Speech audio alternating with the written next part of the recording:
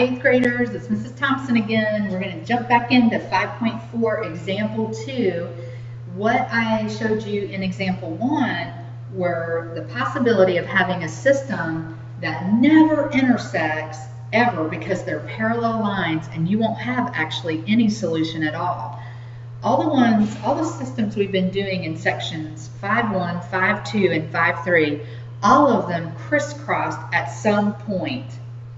Well, in example 1 of this particular section we're in right now, I showed you when they don't intersect, okay? Because it is possible to graph or have two parallel lines, and of course we know that they don't intersect. So now we're going to talk about systems that have infinite solutions. Infinite solutions. So what does that look like? And again, we're back to our 3 strategies, comparing the slope and the intercept. You could graph them. Okay, I'll talk about that. I'm actually not going to graph it, or we're going to solve it algebraically. So I'm going to do the first strategy and the third strategy again, like I did in the other ones. Okay, so let's start with strategy 1.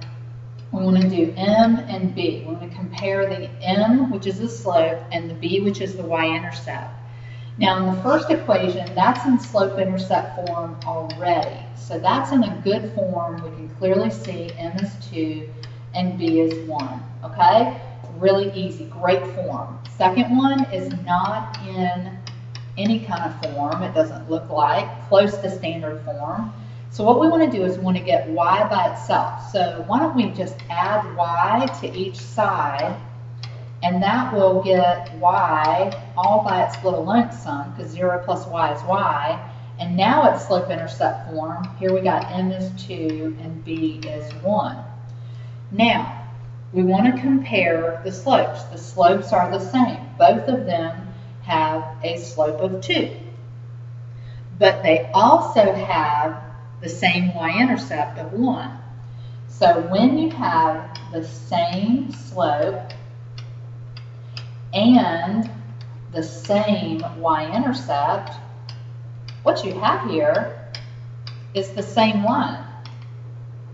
Now think about it. If you graph the line on a graph and then you graph the same line on top of itself, they would touch at every single point, okay?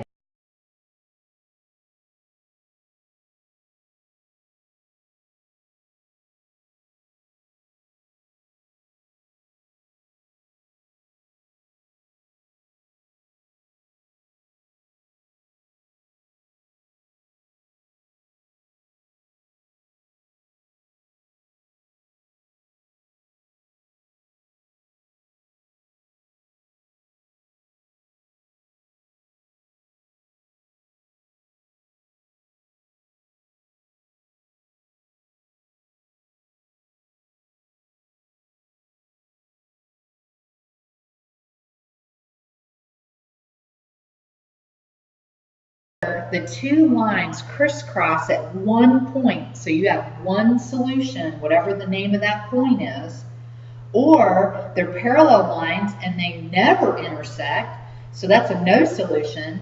Or here's your third possibility, that it's the same line graphed on top of itself, and so you have infinite solutions.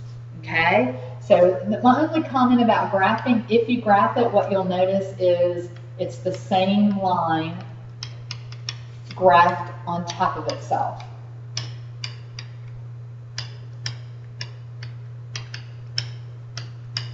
That's what it's going to look like if you were to graph these two lines. That's what it would look like to you. You'd be like, hey, it matches up everywhere. It doesn't, every point I draw with my line is covered. So that's what you're going to see there. Okay, let's look and see how it looks solving it algebraically. All right, I'm going to keep the slope-intercept form, and I'm also going to bring the other slope-intercept form from the second one, the one I rearranged, okay, which was the 2x minus y plus 1. This is what I rearranged it to. So if 2x plus 1 is another name for y, and 2x plus 1 is another name for y, then they must be equal to each other. Okay, now look. You have the same exact numbers on each side. You have a 2x plus 1 on the left, you have a 2x plus 1 on the right. So you could stop right there and go, hey, they're equal, they're the same. So this is an infinite solution. So you could pick it up right there. But if you don't, then what you could do is go ahead and try and solve for x. What you'll notice is, hey, they cancel out. I have 1 equals 1. Well, here's what you ask yourself. Does 1 equal 1? Yes, this is true. That is absolute truth. 1 does equal itself. So you go, oh, this is the same line. So my answer is infinite solutions. Okay?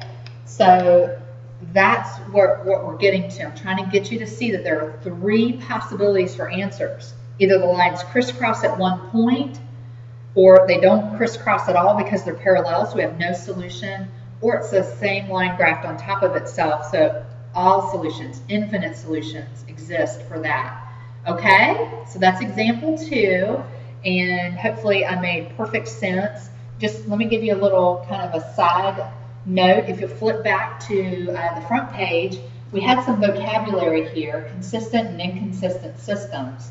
And so I wanted to just draw your attention to inconsistent systems. It's the bottom one, inconsistent system.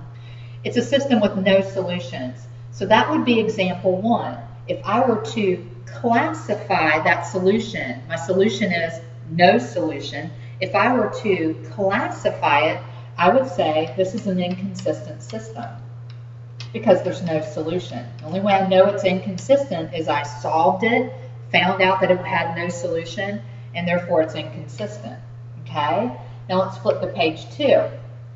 Okay, I have infinite solutions. Well, if you remember from page 1, I'll flip back again. A consistent system has 1 or more solutions. Well, when you have infinite solutions, that's the or more in that. I have 1 or more solutions. So I would classify these systems as being consistent. Okay? This is a consistent system.